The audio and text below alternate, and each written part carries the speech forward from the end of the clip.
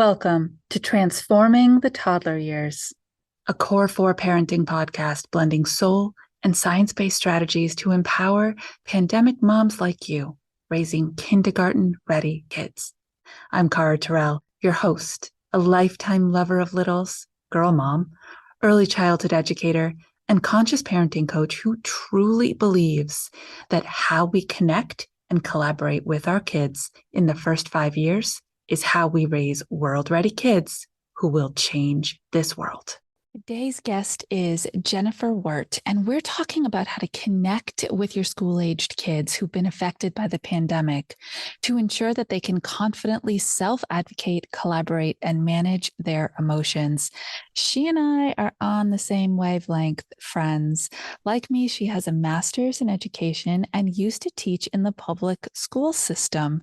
Today, she's combining decades of experience with her passion and commitment to raising the collective consciousness with parenting communities, moms, daughters, and workshops. As a professional parent coach, she supports you to tend to your relationships with your kids so they can go out in the world and be great humans.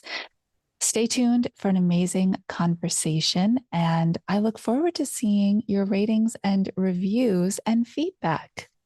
Jenn, I am so excited to have you here. There are so many synergies with our history and the way that we presently serve families. Thank you for being here. I can't wait to chat.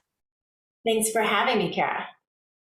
So let's start there. You and I are both former teachers and felt really called to serve kids and their families through teaching, and have now transitioned outside of the classroom so that we can serve them even more on a more personal level. That everybody who listens knows my story. What's yours? What was the moment that you said, okay, I think I need to do something a little differently? Yeah, so I have my master's degree in education and was in the classroom teaching for decades, really. And I loved it, and yet I needed to come out of that public school system after a while of being in it. What I loved most about being in it was working with the families. So from there, I did extensive postgraduate training in social and emotional intelligence, coached families as a birth doula for another decade. I ran girls leadership, the Midwest region, and I'm still an educator for them, actually. Really focusing on helping girls find agency in their voice. All of this time, I was consistently working with empowering young families.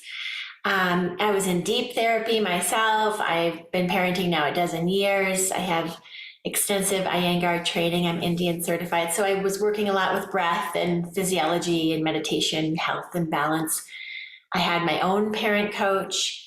And during COVID, actually, was when I launched. And I said, you know what, I'm going to open my own private practice. I ran some different nonprofits and for-profits, again, all to do with really supporting young families with little ones, preschool, elementary school aged kiddos.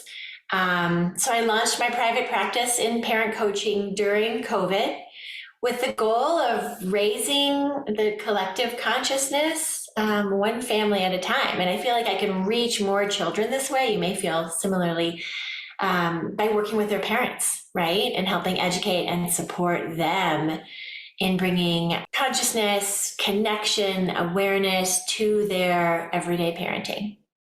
I knew it. I knew we have very similar stories, and I will not retell mine, but I'm absolutely inspired to know that lots of other people out there are feeling the same way, that the time for looking at our educational programming and kind of redesigning and reshifting what it really means to be a young learner is here. And you're on that path as well. And I launched in 2020 as well.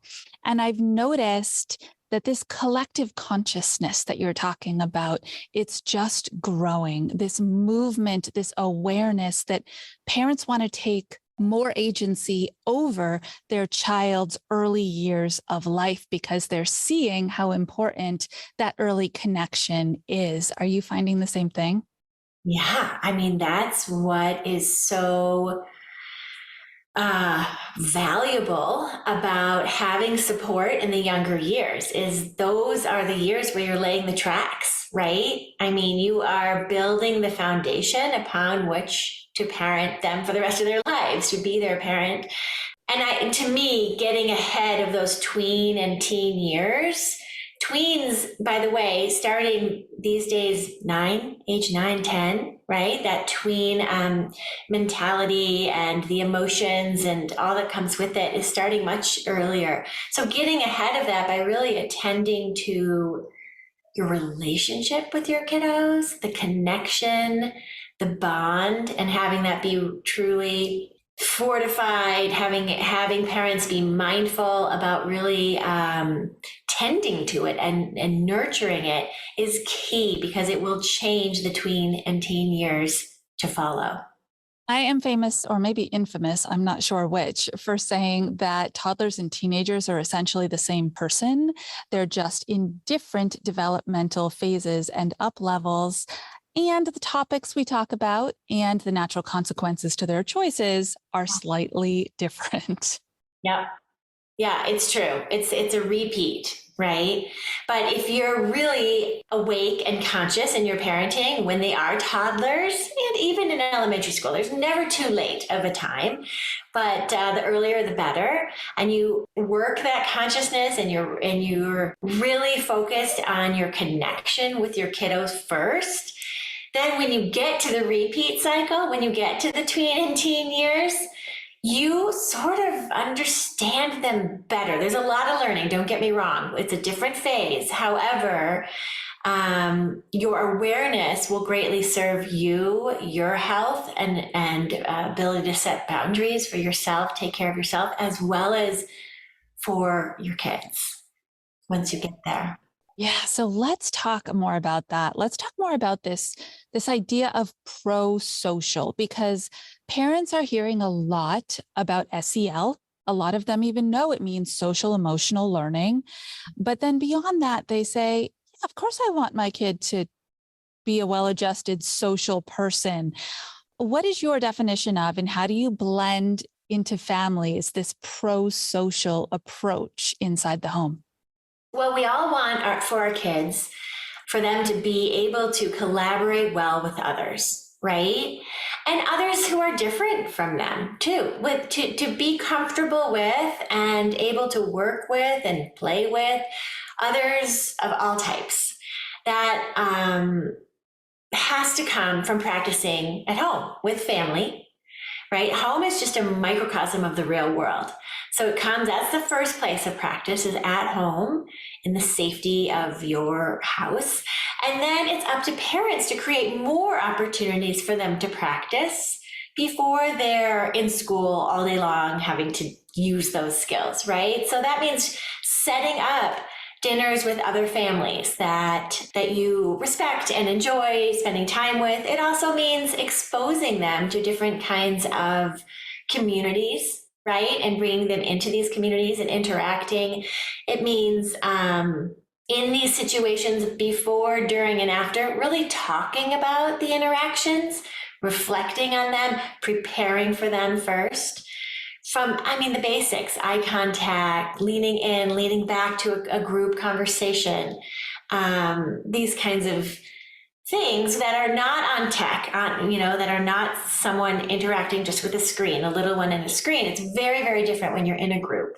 So they need lots and lots of practice. And additionally, just the idea of co-collaborating at home, I think it needs to have attention brought to it, even more so when they head to preschool and elementary school, so that they feel they have a say in the arrangement of things at home, right? This involves having family meetings, talk about things that maybe aren't working so well, and how can we brainstorm as a group new ideas and see if things can get working a little bit more effectively and that feel better for me or for you, right? So family meetings, co-collaborating, setting up, and really supporting them around social opportunities. These are all important practices. You know, I'm a huge fan of collaboration. I created the collaborative parenting methodology, and that's the foundation of all of it, is empowering our tiny people to know that they do have a voice and they are heard, and that we can problem solve together. Because really, the social emotional learning is turning on that prefrontal cortex, engaging that problem solving cognition. And that's something they're going to need when they are doing this outside of the house. I really loved what you said about being someone who reflects for them before, during, and after. Do you have an example of that? Or can you tell us more of what that means to you? Because this whole roundedness of I'm supported before something happens that my parent knows could be a problem and a trigger spot for me, while we're in it and I'm really not loving it, and afterwards reflecting back, I love this. Can you tell us more? Yeah, I could tell you a lot more. I mean, two that come to mind. One is with tied back to the pro-social awareness and practice. I'll just start there. You know, this happened personally. A neighbor came over and they came over to borrow something. I can't even remember what, but it was earlier in the summer, and they brought their kiddo. They have one in college with them. I'm not even quite sure why, but they came through and they were borrowing, and we were chatting. This is my daughter and I with the neighbor who we know and really, really enjoy. Their son had his phone with him and was just not interacting with us in any way. And we don't see him that much. He's off at college now. He's home for the summer. And when he left, you know, I thought this was an opportunity for me to sort of teach and inquire and see about their understanding and experience. So I just said, you know, that was funny. Colin was here, but it's like he wasn't really here. And my daughter said, I know. And I said, what was your experience with that? And she said, well, he was just looking at his phone the whole time. I said, yeah. So that felt like if I were to ask him how school was, I might be bothering him. You know, we just had this really interesting conversation, which is getting her thinking about being present versus interacting with tech in a group, right? And how that looks and feels and how it affects others. So that's just one example that came to mind. So that she's learning when you're with others, you look them in the eye, you ask them questions, you share things, right? And because we miss so much of the social with COVID, we need to explicitly teach this to our kids and point it out and then share our experiences and listen to their experiences. She said, I sort of felt like we were bothering him. And I said, isn't that funny? He was in our home, but we were bothering. I sort of felt the same way too, honey. Right. Additionally, you know, if you're going to do something, your kid is going to do something that feels hard for them, it's really helpful beforehand, even if you are worried, not to put your worry on them. You know, notice your own feelings about it, take care of yourself, see what you can do to soothe your own anxiety or nervousness about it. And then just name it for them, just naming it, whether it's back to school or going to a first soccer practice or whatever it is, you know, tomorrow's the first day. Wow. Just that is putting it out on the table. You know, it's not just trying to sweep by and move quickly through it and avoid the uncomfortable feelings. It's naming it. Boy, we've been in summer. Now we're going back to school. This is on my mind, of course, right now. And that's a big shift. That's a big change. Just kind of naming it. You were for 3 months on this totally different schedule, staying up a little bit later, and now we're shifting to something else. Just naming it alone and then asking them for their thoughts and feelings about it, and really, really doing some active listening with that. And then, of course, letting them know that they're capable of it. I mean, that's got to be the messaging, that you believe in them, right? And following up. I mean, we're not done with it the next day. It's talking about it for the next few weeks, the next couple of months, you know, depends how big the transition is or the risk that they took was, and reflecting on it with them in a way where you're doing more listening almost than talking. Your message is consistently, that's sounds hard, or yeah, that's a big change, or I hear you. There's nervousness and excitement, just normalizing that what is, and naming it for them so you can set up the container and hold it, and then they can share their experiences within that. I love everything about this. Something that I try really hard to do consistently in my home as well. What I'm really getting from what you're saying is this beautiful tie between that toddler space that we started talking about and those teenage years. Because when I ask parents, what do you want most from your child when they're a teenager? There's just one answer. I want them to feel like they can tell me anything. And then I say, fantastic. When do you plan to set up that relationship and that collaborative experience by sitting inside that open container and just letting them talk? Because if you wait until they turn 13, they're not going to believe that it's a space that you really want to be in. So I love that you are saying, let's do it now. At 2, 3, 4, 5, let's do it now so that at 15, they can come to you at the end of a long day and say, Mom, if you have kids listening, you might want to earplug for a second. That my day today really sucked. And I just need to tell you about it. Right. That's not something you can set up on demand. It takes years, to be honest, and practice and doing it well and not doing it well and course correcting and trying again. It takes all of that. All of it. It takes the years you're talking about, the toddler years, all the way through elementary school, really bringing awareness to that to help them, allow space, a safe space for them to acknowledge and manage and share their emotions, right? So the more we allow for their feelings, the more they feel seen. And when kiddos feel empowered, capable, comfortable interacting, trusted, and seen being a huge one, they'll be more prepared to be out in the real world, taking healthy risks and building supportive relationships. Yes, I have 18 and a 20-year-old who are both doing these huge seasonal life changes. And it's amazing to have my 20-year-old call me up and say, I really need to share this with you. And it's not great news, or it's overwhelming, or it's frustrating, or she's hit one of those big adult life-making decision moments and doesn't know what to do. And my first thing I always say is, thank you for trusting me with this, because I want her to know that's the space we're in. So let's back it up a second, because you are so great at this. A toddler does not have the same social emotional processing speed or the language around it that we do. And so the space that we're creating for their uncomfortable emotions is different. How do you encourage families to just be with their toddler in the uncomfortable moments, or their preschooler or their kindergartner, without trying to solve it for them? Right? Because that's our instinct. We're adults. We've lived. We can tell them how to solve it. So just listen. I'll tell you how to get from A to B, and then don't worry about it. Don't be scared. Here's the solution. But that isn't it. That's not. It's theirs to experience and theirs to learn. And they need to have the experiences and do the learning themselves.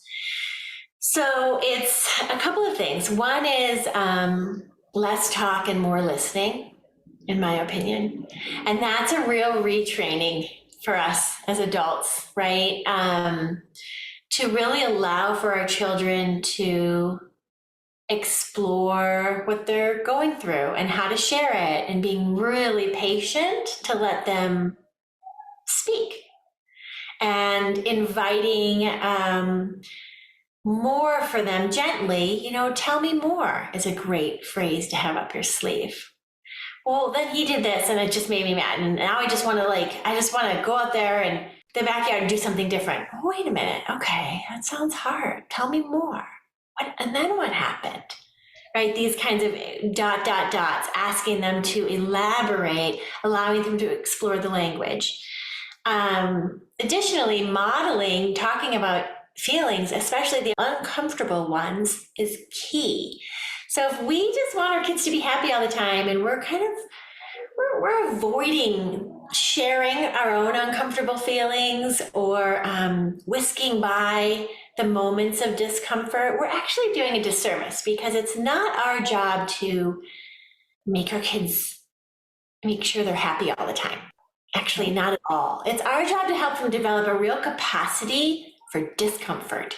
Because let's face it, life is full of no's and curveballs and uncomfortable moments and situations. So that the ability to be flexible and versatile and stay with yourself during these times are real signs of growing up and maturity. And that's where we want to get our kids to. So we need to practice starting really young, using emotional vocabulary. I mean, just giving them the emotions. There's not just happy, mad, sad. There's jealous and guilty and resentful. And they're not too young to learn these words too, and have them become normalized. Oh, it's really normal to have uncomfortable feelings. I have them too. And sharing examples. But most importantly, it's funny, I'm listing this last. Again, I could go on and on, but I want to not forget to say that it is our job as parents to practice noticing our own uncomfortable feelings, naming them, either quietly to ourselves or out loud, and managing them, allowing for them, letting them be there, taking a breath, using skills to regulate, calm, come back to our wise mind. And the more our kids watch us do this, they don't even need to watch it, but the more we're doing it, the more able they are to explore the same process, and they have something to use as an example, and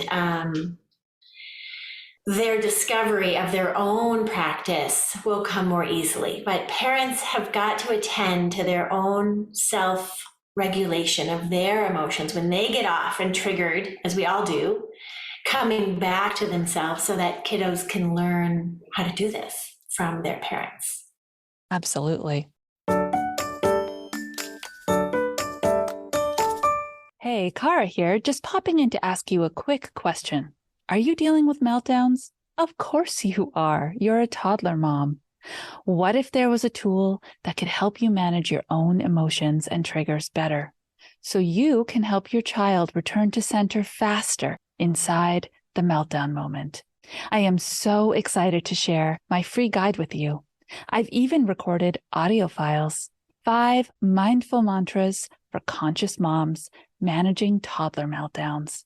Grab it today with the link in the show notes, then download the audios and manage meltdowns consciously. And now I'll bring you back to the rest of the episode. I have such a fun example of this. When I was a full-time nanny, if you are seeing your child recreate conversations you had with yourself or them through creative play, then you're modeling. That's what you're doing, and you're doing it consistently. I used to get so frustrated about certain things because these kids were 18 months apart and it was a lot. And I would say, before I did anything else, wow, that was so unexpected. I thought this was going to happen, but this happened instead. And I'm feeling so fill in the blank about it. And that just became my mode of starting the process, primarily so that I could stay in control as I started to process what I was actually feeling. And I didn't react, I responded. Mm-hmm. And then I started watching this little girl with her baby dolls, and she'd put them in their high chair and she'd say the same thing to them. And I thought, oh, this is working on multiple levels. I absolutely love it. Right? We're taking care of ourselves, but we're also sharing the language of self-talk by basically talking to ourselves out loud. Yes, I do this all the time. I still do it. And it feels weird, right? When you first start doing it, you're like, wait, am I in a narrated movie? What am I doing right now? yeah, right. But it's brilliant, actually. It's brilliant. And they don't need to interact with you about it, but they're taking it in. They're taking it all in. Yeah. Just Yeah, like if we explode and say things we don't mean or words we don't choose to use often, they take that in too. that's right. So you said you've been parenting for over a decade, which means you're in those tween and teen years now? Yeah, I am. And I was scared, to be honest. My whole career, my whole life really has been spent on the little ones. And so I felt very confident, I would say, more confident than most, right? Just having the experience that I'd had in the study. And so entering, even fourth, fifth grade, upper elementary, and then looking at middle school was really big and scary for me. But I will say now that I'm in it, smack dab in it, my girl's in the seventh grade now, I'm realizing what you were talking about earlier, Cara, that really the tween teen years are just the same as toddler years. And actually, what I was focused on in those years continues to need to be the focus, but our connection is allowing for a really different experience for my girl in those junior high years.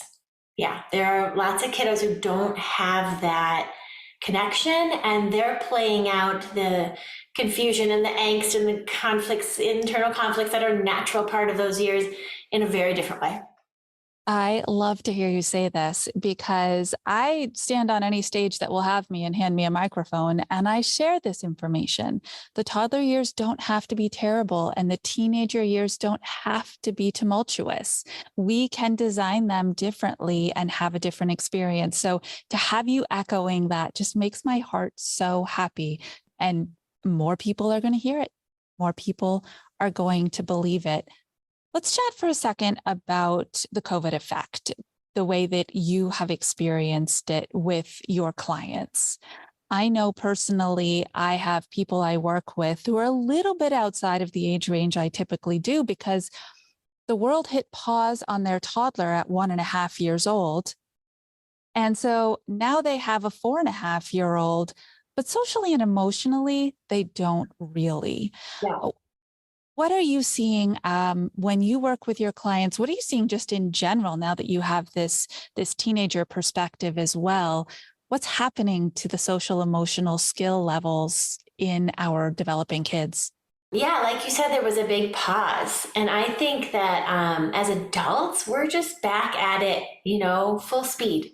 Remember how slowed down we were during that time and unsure and being really thoughtful about each step, really. And then somehow we got back into it. And there's still COVID around, but it's a different, we're back.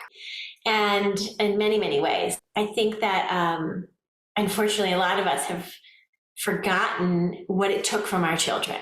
And we need to remember. We need to remember that and fill in the blanks. And that's back to some of what I was talking about earlier, explicitly setting them up for social situations. I still see it with my middle school daughter, like needing a reminder, hey, we're having this family over for dinner. So let's remember, we don't know them that well, but we know they were in Alaska this summer. So isn't that so cool? Let's ask questions about that. Right. Oh yeah, right. Kind of setting them up, right, for the social interactions. And then again, the reflecting afterward about it. They need your support. They need a little more support than they did. And we as parents, it's on us to remember this and not only explicitly scaffold for them situations like this, but also acknowledge the celebrations, when they self-advocate or they are showing empathy or things, that have to do with interacting with others. We name it, again, naming it. Yeah. And I also just want to say the talking to yourself piece is even more important because they didn't get as much practice with their uncomfortable feelings, if you will, or others' uncomfortable feelings. So the more you can sort of use that metacognition and just think out loud what's happening now. Oh, this is surprising. I'm kind of disappointed. Wait, and maybe I'm a little mad. Okay. And staying as neutral as you can in your modeling and you're talking to yourself and bringing yourself back to regulation, the more they're going to benefit from that. So everything that we've been sharing times 100. We just have to do it even more and not forget its importance. Yeah. As we move back into our busy, busy lives, you're so right about that. And so here's the big takeaway for me is that you've got two former teachers, and you just use the word scaffold, which tells me we're back in that space again. And that's good. You've got two former teachers who are saying to you, the world has changed and you need to prepare your children for this changed world. And so that's why there's resources out there like us. That's why there's parent coaches and there's programs and there's courses. And it is your job to tap back into how intentional you found you wanted to be during that pause of COVID, and that connection that just organically was created because you were all in the same house together all the time, and continue to pursue that and ask for help, because you're not supposed to know all these things. You're allowed to ask for help. So you've had an amazing peek into what Jennifer is capable of and who she is and how she connects with you as a parent today. So if you feel like you'd like to know more about her, Jenn, why don't you tell us how they can get in touch with you and what else you have to offer? Yeah, thanks, Cara. To see about working together, the best thing to do is to book a consultation with me, and I'm offering a free 40-minute consultation because I'm so honored to be here today. And you have the link for that, Cara, I know. And we can talk about what's going on and in your home, what kind of patterns are in play, what your strengths are, what you feel are challenging, what your values are, and see if it's a good fit that way. Additionally, I'm offering a free replay of the most popular webinar I did in the last year. I do them all the time. This one was on managing big feelings, which I know we all can use support around. And that link is in there too. You can watch it, at your will on demand. You just click on it, get the free webinar, and then watch it when you have a little bit of time, and hopefully you'll learn strategies there in supporting your little ones when they are having their big feelings. So much of it involves getting comfortable in the uncomfortable as parents, for you and them both. And so that webinar really speaks to that. And Wonderful. I want to say that working with me, we focus on creating intentional language, designing the home environment so that it is a space where there's a lot of validation, there's a lot of listening, active listening going on. Expectations are clear and set high, and there's a lot of support. You don't want to wait until you sort of feel like things are out of control and that there's a really big disconnect. You want to attend to the relationships early, take support early, right? Find your team so that when challenges come up and they're shifting phases, which they're constantly doing, you have a path and you have people you can lean on to get back onto that path of raising the humans you want to raise. Oh, so good. And so many of you are actively in my Transforming the Toddler Years fall cohort right now and doing that big work. But here's what I want you to know. And this is why I bring other parent coaches onto the show that I feel aligned with. Everybody needs to search for the person who is their person. We search for therapists. I shopped around for a long time to find the right match. We search for medical doctors who really align with us. And so if Jenn is your person, then I want you to go work with her, because the big goal here in all of our work is that we are changing the world one family at a time through those beautiful humans who are going to go out into the world and continue to engage with others and change their perspectives too. Yes.